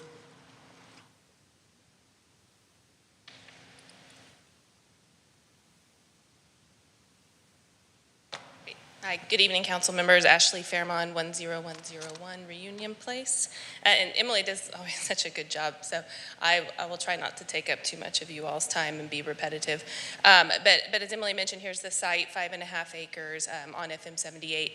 So it was currently or previously used as a gas station. Those buildings have all been removed, and I'll show you some pictures of what it looked like previously. And then what is being proposed, I think she did a pretty good job describing, but I have pictures of that as well. So property currently zoned GB. We just need the SUP to allow for the convenience store with the gas pumps. So here's some pictures of the previous conditions of the site. And all of these buildings have been removed, and as was discussed in the public comments, there was quite a bit of cleanup that needed to be done on the site. And we think it's a lot better now. A lot of this was in the front where the convenience store was, and then also in the back where that floodplain and open space, and that will remain open. But best efforts have been done to clean that up. And then there's the previous store, and then those fueling stations. So here's a picture of what the convenience store would look like. So it's a rather large convenience store, 6,500 feet for the actual store, and then there will be two other tenants in the building, one of which will be Burger King, which is about 2,500 square feet, and then the other portion is still being decided what tenant that will be, but it will likely also be a food service establishment. And then the frontage there, you can see the actual the pumps. There will be 16 pumps, which is room for 32 fueling stations. And just some other pictures of a project in Converse that was built. And then Emily showed these, the masonry buildings layout. I'm going to get through this a little quickly. And then I did want to highlight the landscape plan. So we are providing more landscaping than is required by code. There have been obviously concerns by Ms. Owens, who's the owner next door. There are now on this landscape plan 10 trees proposed to be planted in that buffer, and I think 55 shrubs. And then that would be behind a 8-foot masonry wall that will be there as well. And then we were obviously agreeable and supportive of P&Z's recommendations of extending the wall and then also moving the dumpster and then car wash. And then I did just want to point out, because we talked at P&Z a little bit about environmental for the site, because this is a gas station and I know those things always come up. The original station was built, we think, around 1970. So it had been there for a little while. The tanks from that station will be removed. There has been a phase 1 and a phase 2 environmental done on the property, and there are no leaks from those original tanks. So all good news there. The new tanks going in, which this is a little bit hard hard to read, but wanted to include in the presentation, will be steel tanks, and then they will be enclosed in fiberglass, so it is a double tank system to account for any potential leaks. The systems are a lot better now and more highly regulated than they were in 1970. So, we think this will provide the best environmental protection possible, and then obviously highly regulated by TCEQ as well. With that, I think I'll stop, and I know you have a lot on the agenda, but I'm happy to answer any questions. Thank you. All right, council, floor is open for discussion. Councilmember Davis. Yeah, for the site layout, this is more or less parallel to the VFW building, even though the property line goes back and dog legs behind the VFW, correct? Correct. Will this project include taking down the old screen from the drive-in? No, that's still there, and I don't think there's any plans to remove it right now. Okay, thank you. It's not being used, but it's still there. It's also not in very good shape, and for redevelopment of the 78 corridor, it's one of those things that you would wonder why you would leave a dilapidated giant wooden screen in the back.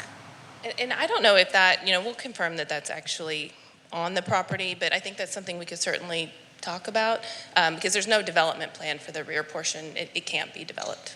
Got it, thank you. Council, any other comments? Is there a motion to approve ordinance number 23-16? So moved. Second. Hey, was that Councilmember Hayward? Yes. And second was Councilmember Dalla. Okay, any other comments? If you can go ahead and cast your vote. Okay, all votes have been cast. If you can publish the vote. We have 7 ayes, no objections, motion passes. Thank you.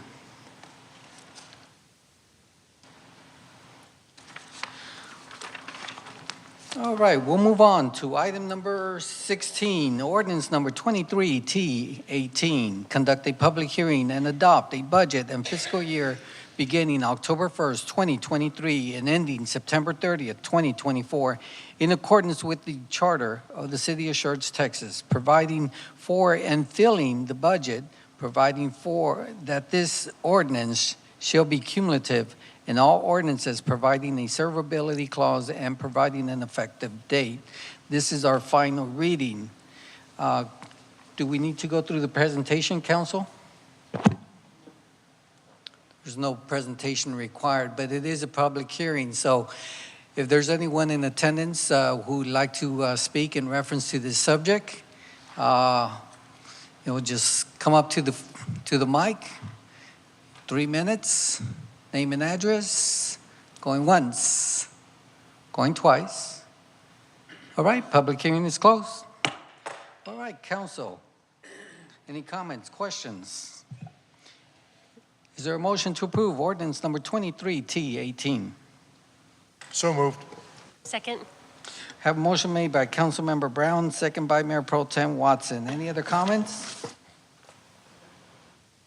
Go ahead, council, if you can go ahead and cast your vote.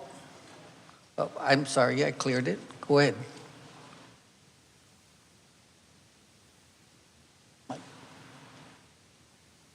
Okay, if you can go ahead and publish the vote. We have 7 ayes, no objection, motion passes. Thank you, Mr. Walters. We'll move on to item number 17.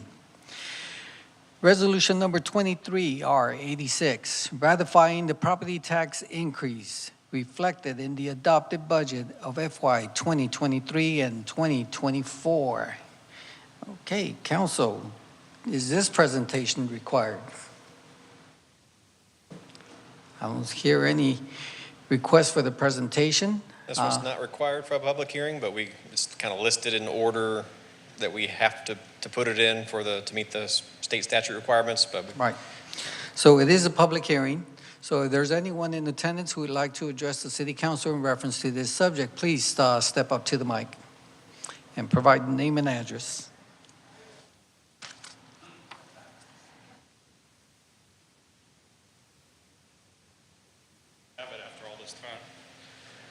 Brent Bolter, 2633 Cloverbrook Lane, Schertz, Texas, 78108. Some of you that have been around here for a while have heard me come up and speak many, many times before this august body. Let me preface this with the reason why I've never run for city council, even though I've been highly encouraged to do so on many occasions, is what happened earlier at night, so I sympathize with you guys. That being said, so if I was reading it right, talking about taxes, we're talking about city budget, so I'll just go up here and tell you all what I've said many times before in the past. Raise taxes. At times we needed to have taxes raised because the city needed more money. We needed to get things done. So the only thing I will ever say is if you raise taxes, whatever budget you pass, I just want to see results. I want to see something that I can look at and go, that's where my tax money is going. So when it comes to budgets, when it comes to taxes, I just want to see results. Show me how my life just got better. So as a resident, that's all I've ever asked for. The many times that I've gotten up here and spoken before, especially on this topic, that's all I ever want to see. Just show me what you guys are doing. Show me that if you raise my taxes, here's what we did. Here's how your life got better in the city of Schertz. And that's all I've ever asked for. So if you show me that, then yeah, if you need to hit me with a little bit more taxes for whatever, then I usually am like, okay, peace out. You've shown me that you're doing good things with the money that I'm kicking in along with the rest of the residents. So that's all I have to say. Like I said, I just wanted to get up here and see if I could still do this. I think one night before council, I got up four times to the point where your predecessor, Mike Carpenter, looked at me and goes, are you done? Or do you want to come up for this one too? And I'm like, no, I'm good. So we laughed and I sat down. So thanks, appreciate it. All right, is there anyone else who'd like to address the city council?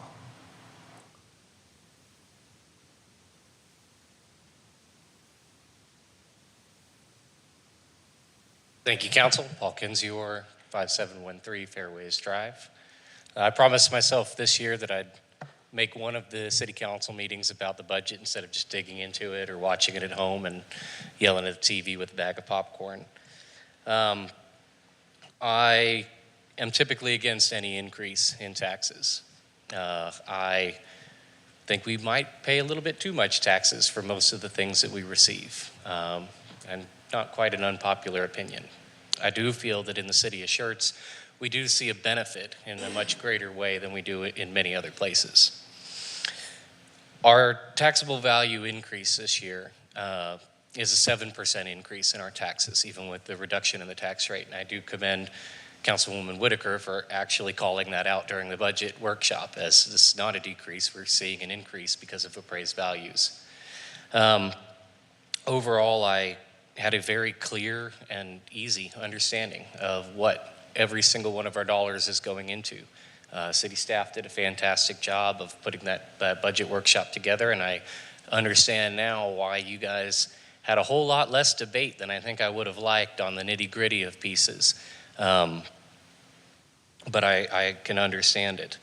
I do want to commend the city on the value that you guys have placed on making sure that we complete our compensation study and that we reward the folks that come to work for this city appropriately.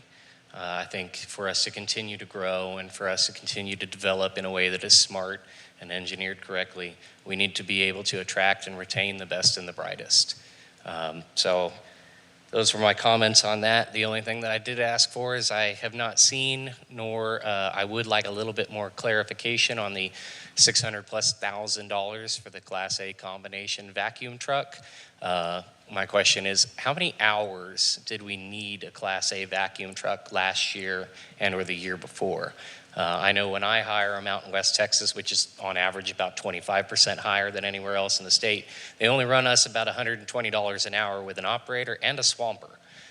So does that cost of us procuring that item ourselves offset all the additional maintenance and everything that's going to come into it in regards to us actually owning it as opposed to just renting that service out?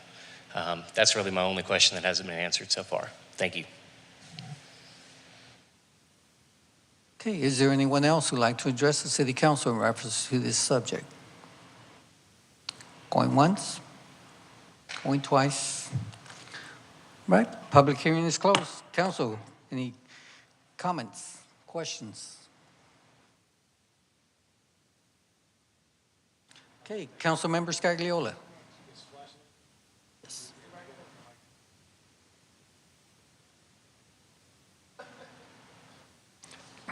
Hey, James, thank you so very much for putting this together. I'm sorry, normally when you stand up there, you have a big target on your chest, but I'm not in that mood tonight.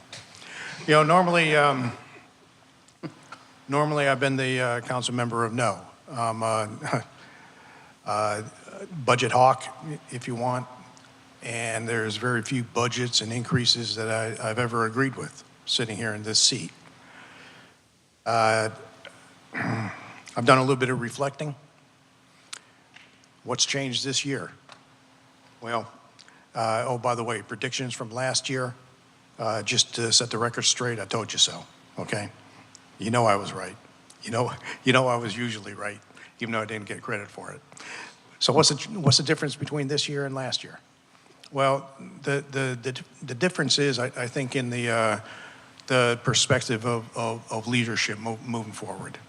I'm an analyst. I have a master's degree in operations research, maximization theory. I'm a pain in the neck when it comes to that stuff. You know, show me the beef. And I think based on what we've seen so far this year, putting the emphasis on compensation, infrastructure, and services. Yeah, this is an increase. They usually are increases. But this increase, I believe, I really do believe that this particular strategy that we're adopting is moving us in the right direction. I don't like tax increases. You know, taxes to me aren't revenue. Taxes to me are a confiscation of personal wealth. But that's hyperbole, okay? I think a better way to look at it sometimes is payment for services rendered. And that's what I'm hoping we can accomplish moving forward this year. So, hey, sorry to bust your bubble. I'm not going to be the council member of no this year. Councilmember Donna. Well, personally, I just think Dr. Scagliola is getting a little soft. No, I'd like to echo what David said. You know, the focus on payroll and improving the pay for our city employees and providing the level of services that they expect makes this a worthwhile investment. And so thank you to the staff for all the work you did on this. Okay, any other council members? Is there a motion to approve resolution number 23R86? So moved. Second. I have a motion made by Councilmember Hayward and second by Mayor Pro Tem Watson? Yes. Just want to make sure. Okay. Council, go ahead and cast your vote.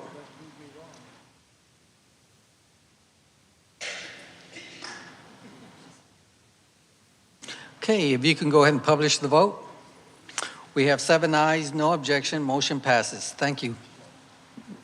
Thank you, Mr. Walters. We'll move on to ordinance number 23T19, conducting public hearing and approve the ordinance approving the appraisal roll, setting the tax rate, levying and accessing general and specific and special ad valorem taxes for the use and support of the municipal government of the city of Schertz, Texas. Final reading. If you can just go ahead and put the tax rate on there so that we can go ahead and publish what it is and where it's going. Council, do y'all require the presentation? No. I just want to make sure that it is that tax rate is up there.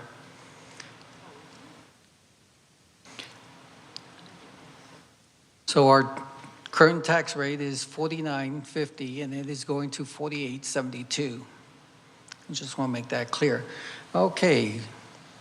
Presentation's not required, but it is a public hearing. Is there anyone in attendance who would like to address the council in reference to this subject?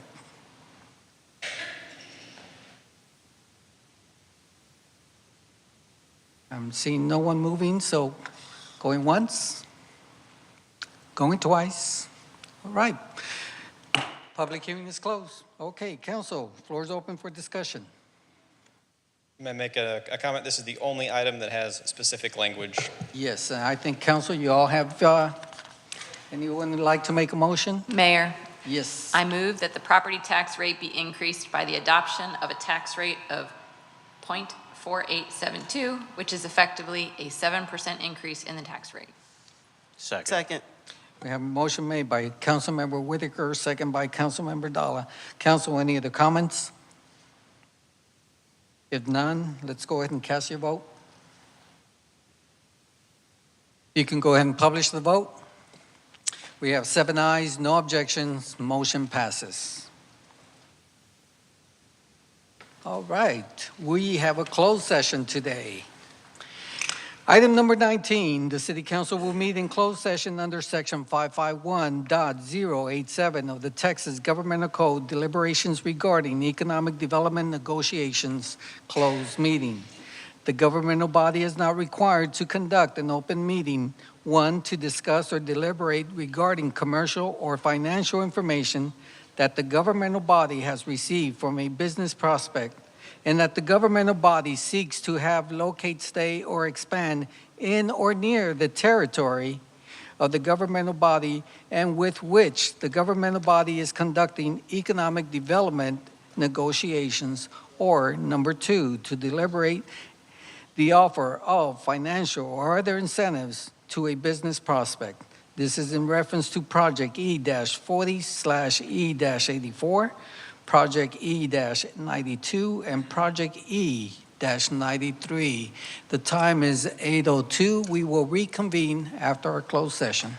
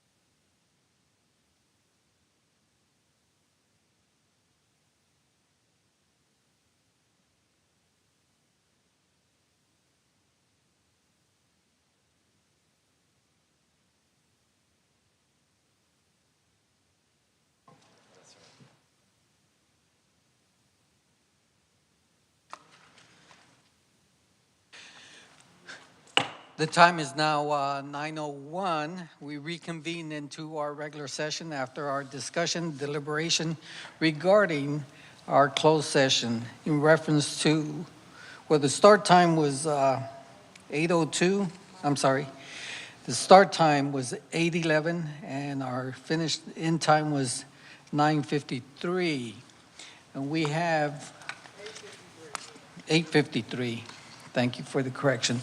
So we have two resolutions. The first one is Resolution 23R92, a resolution by the City Council of the City of Schertz, Texas, authorizing the expenditures as reflected in an Economic Development Performance Agreement between the City of Schertz Economic Development Corporation and the Boomerang, Lovett, and other matters in connection therewith. Is there a motion to approve this resolution? So move. Is there a second? Second. Motion's been made by Councilmember Hayward and second by Councilmember Watson. Council, any other comments, questions? Let me clear the vote here. Okay, if you can cast your vote.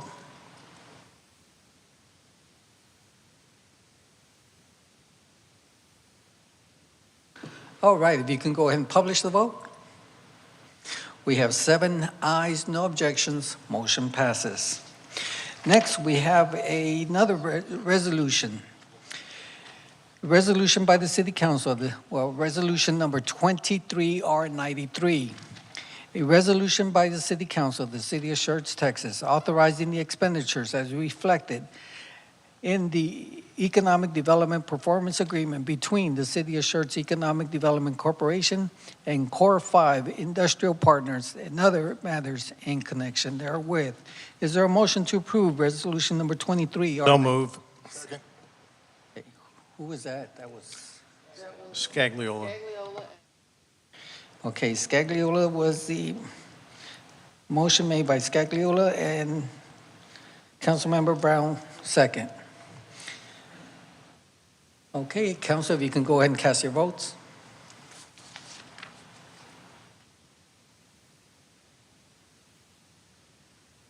Scagliola? Thank you. All right, if you can go ahead and publish the vote. We have 7 ayes, no objection, motion passes. All right. Let's move on to item number 20. Well, the next items are information packets, which is item number 21, a monthly update on FY 2022 and FY 2023. Well, FY 2022 and 23, the approved expansion programs, and number 22, a monthly update on major projects in progress, capital improvement projects. This is information packets that were provided to council and available for public viewing at our website, schertz.com. So we'll move on to requests and announcements. Council, any possible updates or information requested from staff? Yes, Mayor. Yes. We haven't had our discussion based on Teams meetings online. Okay, online Teams meetings? For council. Okay. Video conference. Video conferencing? Yes. Okay. So you want to open discussion on that one? Yes. Okay. And our city manager and myself will get with you Yes, sir. and get some information so that we can arrange the topic discussion. Okay. Any other items? Council, any possible updates on the future agenda? Mayor, Yes. I don't know where this goes on, but I would like to discuss ending the practice of reading emails as part of the public hearing and require in-person presence of someone as opposed to emails. Okay. We will, we'll come back with that and have that discussion. Thank you. I understand, okay. So we got 2 items. Any other items of interest? All right. Announcements by our council members, and Mayor Pro Tem Watson. None at this time. Councilmember Davis. Nothing, sir. Councilmember Whitaker. I did attend the ribbon cutting for Bar 1899. It was lovely. And I chaired the interview committee meeting last week where we selected new board members, and they were approved tonight. So that was great. Thanks. Councilmember Dalla. Just the interview committee meeting. Councilmember Scagliola. Nada. Councilmember Hayward. Yes, I attended a virtual TML Intergovernment Risk Pool Board meeting. I attended the 1899 bar opening, and interestingly enough, they picked 1899 because of the year that Schertz was founded, or got its name, shall I say. Interview committee that we approved meetings tonight. I attended the ribbon cutting of Donut Envy, and that was Scott Larson, former Councilmember Scott Larson, and his wife Stacy's business. Donuts were fantastic, as well as the coffee. It was in Schertz at the chamber. It's a food truck. It was great. And then I attended the Kitty Academy ribbon cutting today. That's all. Okay, Councilmember Brown. Nothing tonight? Okay, the time is 9:07. We stand adjourned.